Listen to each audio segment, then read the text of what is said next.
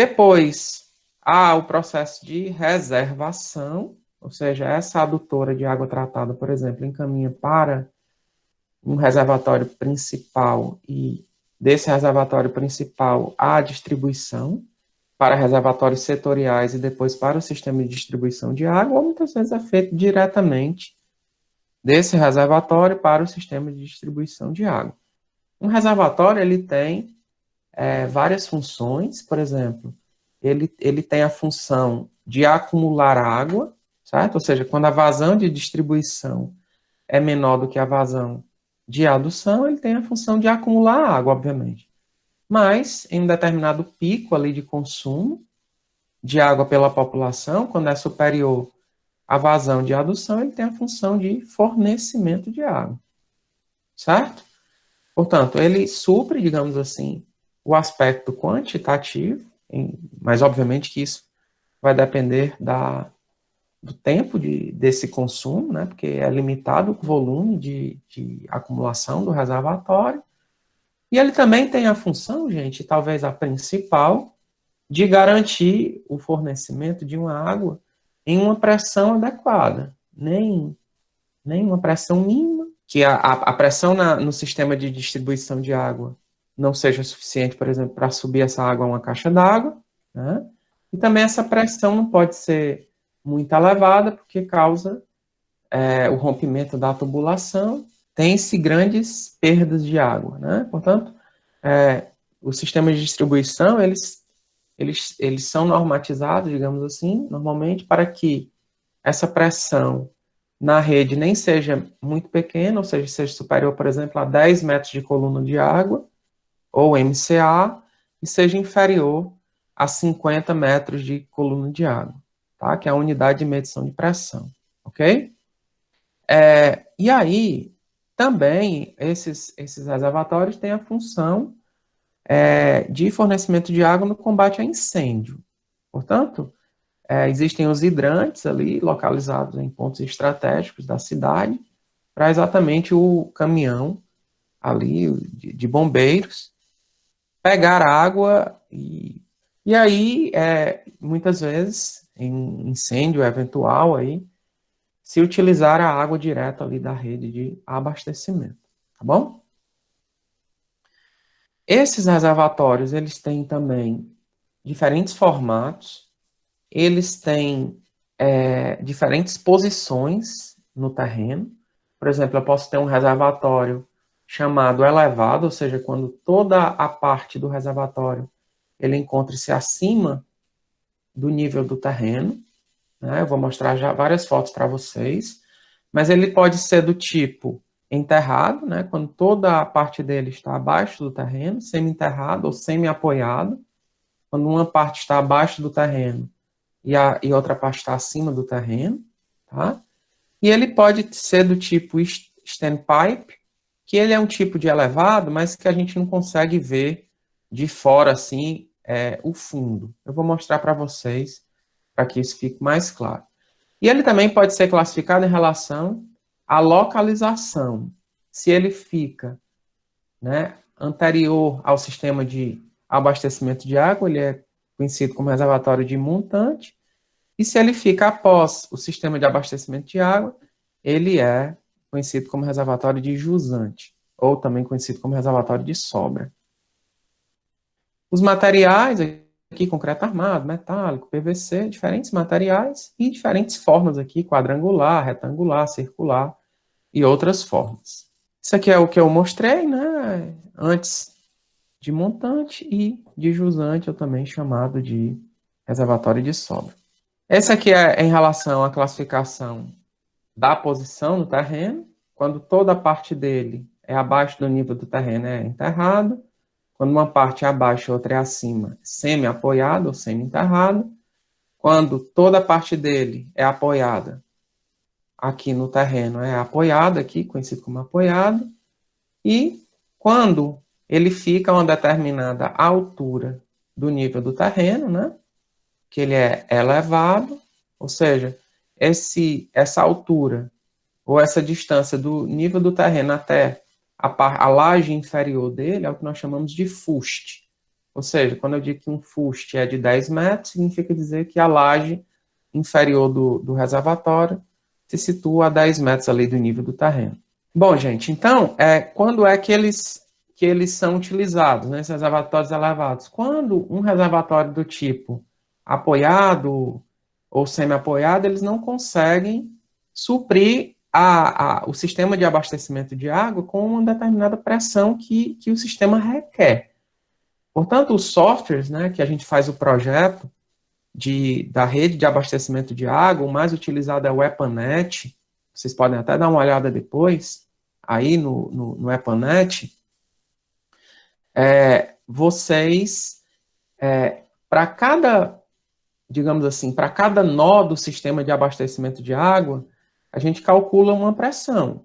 E aí, muitas vezes, em determinados nós, essa pressão é muito baixa. E a gente tem que, para garantir essa pressão adequada, a gente tem que trabalhar com uma cota do reservatório aí de distribuição mais elevada. E aí, para isso é que a gente utiliza esse reservatório elevado, tá bom? Ou seja, ele é um reservatório, digamos assim, mais caro do que esses outros, exatamente porque você vai ter que ter toda essa estrutura aqui de sustentação aqui do reservatório, tá? E o reservatório do tipo standpipe é muito parecido com esse aqui, olha, mas só que ele tem por fora, né, ele é todo fechadinho, então a gente não consegue ver exatamente essa laje inferior e esse fuste, tá? A gente tem que entrar normalmente a partir de uma portinha para termos esse acesso, tá bom? Olha, então aqui eu vou mostrar várias fotos, né, de reservatório do tipo apoiado, aqui como vocês estão vendo, reservatório do tipo semi-enterrado ou semi-apoiado, né, como vocês estão vendo, tá? Reservatório elevado, como esse que vocês estão vendo, e os diversos formatos. E esse aqui, gente, é o reservatório que nós chamamos de standpipe, ó. Ou seja, você tem aqui os anéis de caixa d'água, os anéis pré-moldados, né, de caixa d'água, e aí, em uma determinada altura aqui, a gente constrói uma laje, e aqui no final, a gente constrói a laje, a tampa, né, a laje superior do reservatório, tá? Aí o reservatório tem uma tubulação de chegada, uma tubulação de saída, uma tubulação de ventilação, para exatamente, também chamar de suspiro, para exatamente garantir que você vai ter um mínimo de oxigenação e que não vai ter ali um processo de degradação anaeróbia eventual da matéria orgânica presente na água e que vai conferir gosto ali para a água, né? Então é uma tubulaçãozinha de suspiro ou de ventilação que a gente coloca nesses reservatórios. Vista de diferentes formatos, olha, do reservatório, aqui que vocês estão vendo, vários tipos aqui de formatos que eu deixo aí no material para vocês darem uma olhada. Por fim, a gente tem aqui a rede de distribuição de água, que tem ali o objetivo de fornecer água para as residências, para as economias. Fazer com que a água que sai lá do manancial finalmente chegue ali à população. Bom? E esse sistema de distribuição de água, ou rede de distribuição de água, que a gente chama de RDA, né, rede de distribuição de água, ele tem ali a colocação nas vias ou no passeio, na calçada, a uma determinada profundidade, que a companhia de saneamento vai fazer com que essas várias tubulações saiam de uma rede principal ali para os hidrômetros, para os micromedidores de água, né? Ou muitas vezes, quando não há hidrômetro, diretamente ali para a caixa d'água, certo? Tem um registrozinho e o encaminhamento para a caixa d'água. Então, a companhia de saneamento, ela é responsável até o hidrômetro, como eu falei na aula passada, do hidrômetro até a caixa d'água, ou muitas vezes da cisterna, quando é um prédio, por exemplo, até a caixa d'água, tudo é de responsabilidade do proprietário, certo? Ou do consumidor. Quais são os materiais que são utilizados nessa rede de distribuição de água, especialmente o PVC, PRFV, tá? E também ferro fundido.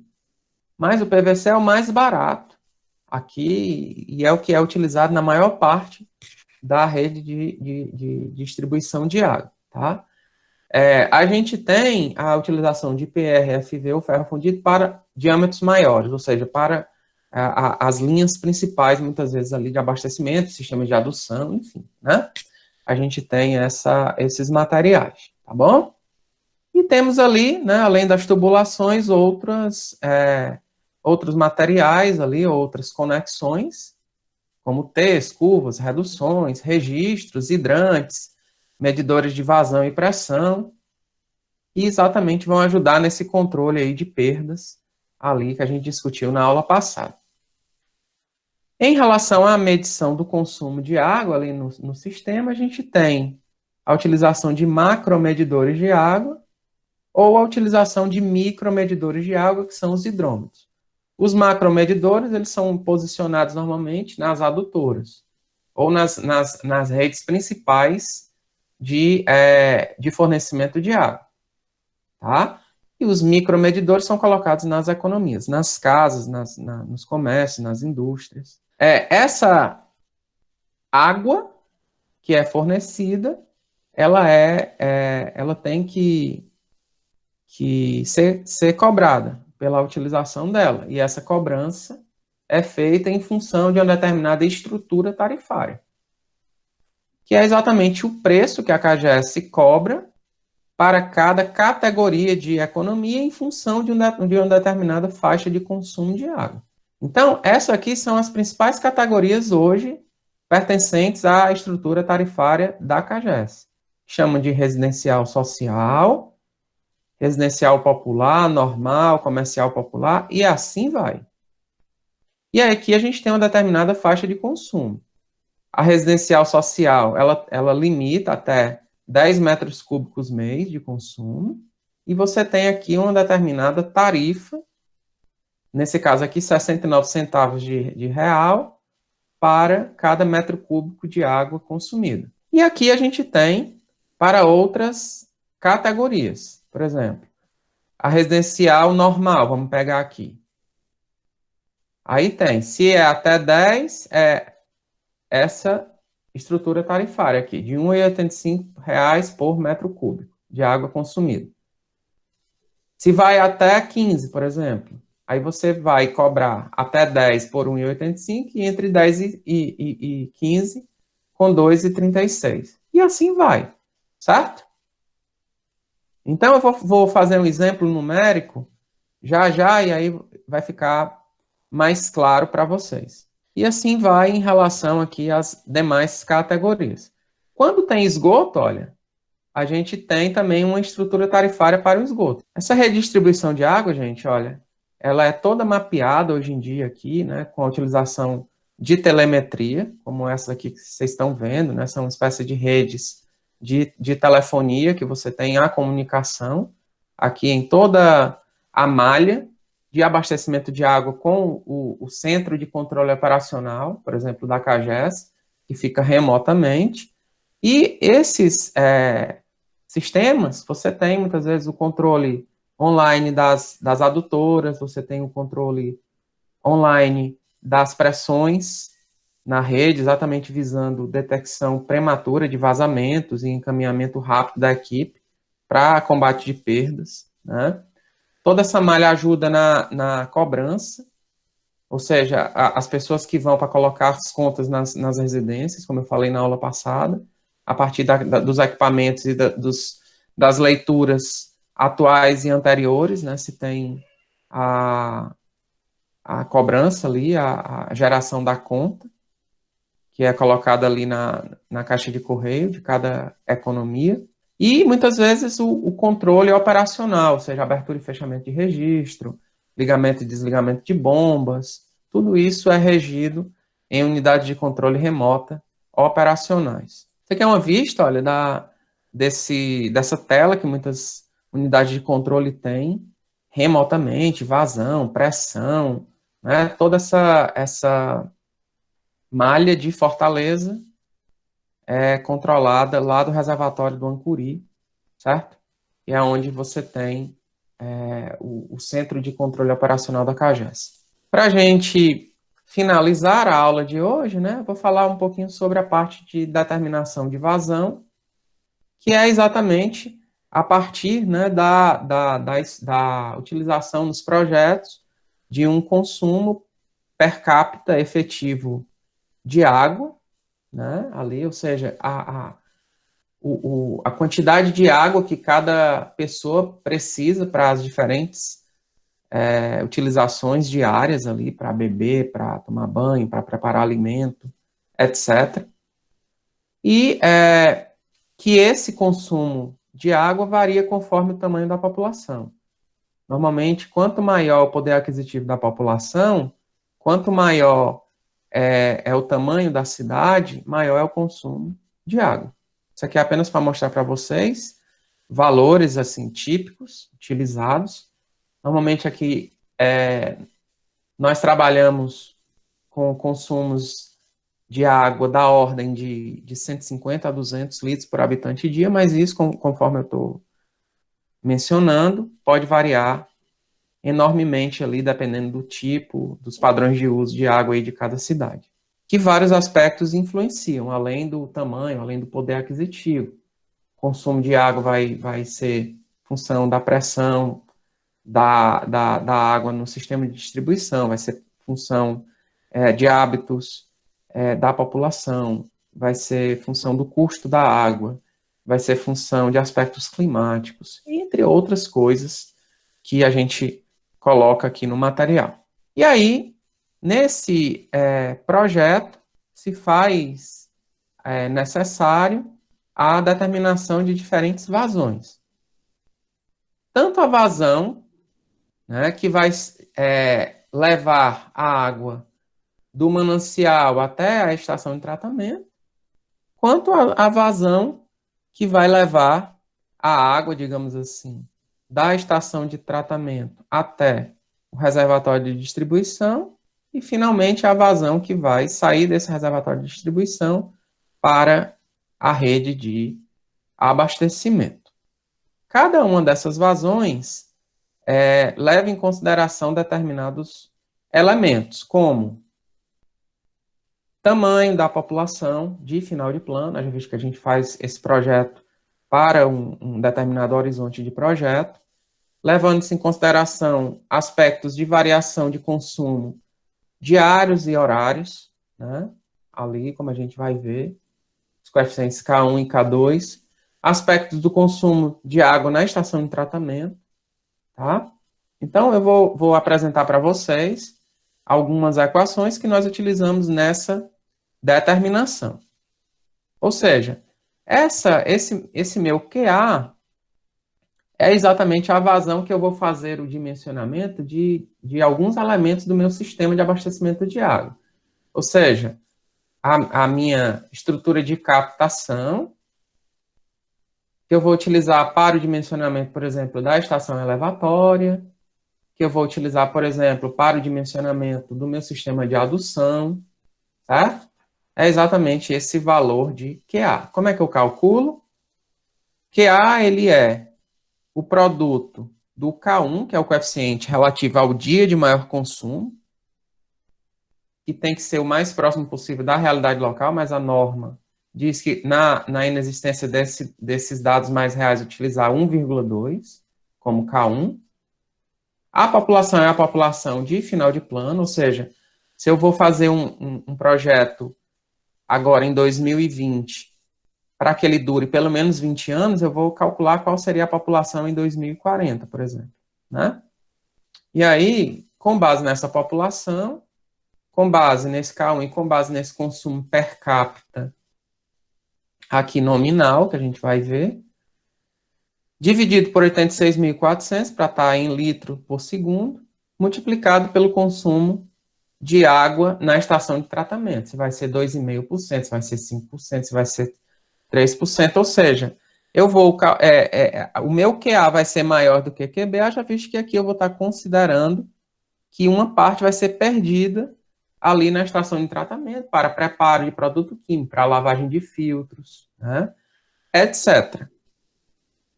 Da estação de tratamento de água até o reservatório, é a mesma coisa de QA, a exceção aqui do consumo de água na estação de tratamento.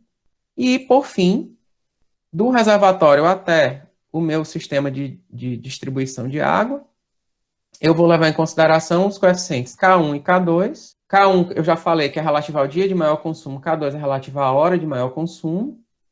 K1 normalmente é 1,2 e K2 1,5. Mais uma vez mais, quanto mais próximos da realidade e que se dispuser desses números, deve ser utilizado, né? População também, né, ali de final de plano, consumo per capita de água nominal e 86.400 ali relativo à transformação de litros por dia para litros por segundo. Primeira coisa que, em relação ao que eu coloquei, dessa parte mais numérica, é relativo, gente, aqui a como a nossa conta de água é cobrada, certo? Vamos imaginar que a nossa economia, a nossa casa, ela seja classificada com a tarifa normal. Aí vamos imaginar que o consumo de água, ele foi, em um determinado mês, agora, por exemplo, de julho, foi 18 metros cúbicos. Como é que a nossa conta ela é calculada? Então, a gente está aqui, certo? Então, vai ser 10 metros cúbicos multiplicado por 1,85, que é essa primeira parte aqui, ó, mais 5 multiplicado por 2,36, somado com... Então, já tenho 15 cobrados, né? Aqui, somado com 3 multiplicado por 2,53. Então, esse aqui seria o valor ali da conta da nossa água naquele mês. Ou seja, por cada faixa de consumo que vai incidir um determinado valor, a gente tem ali o cálculo separado. Ok? Por exemplo, se eu tivesse aqui no normal e eu consumi 8 metros cúbicos, quanto é que seria a minha conta? Seria 10 vezes 1,85. Por quê? Porque aqui a demanda mínima é de 10 metros cúbicos. Então, é dessa forma que a gente tem o cálculo ali da nossa conta todo mês. E quando tem esgoto, aí na próxima aula eu vou explicar em detalhes. Tá bom?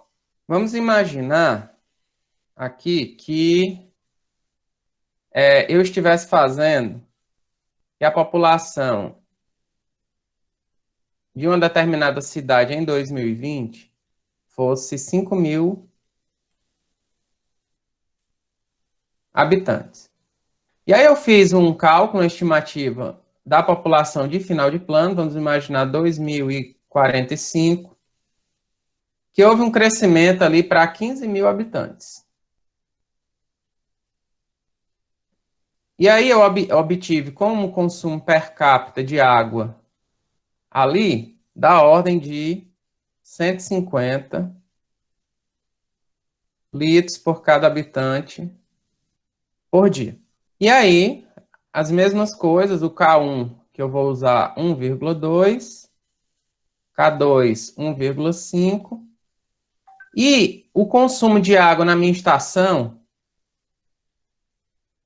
vamos imaginar que seja 2,5% da água, né, ali que tá sendo tratado.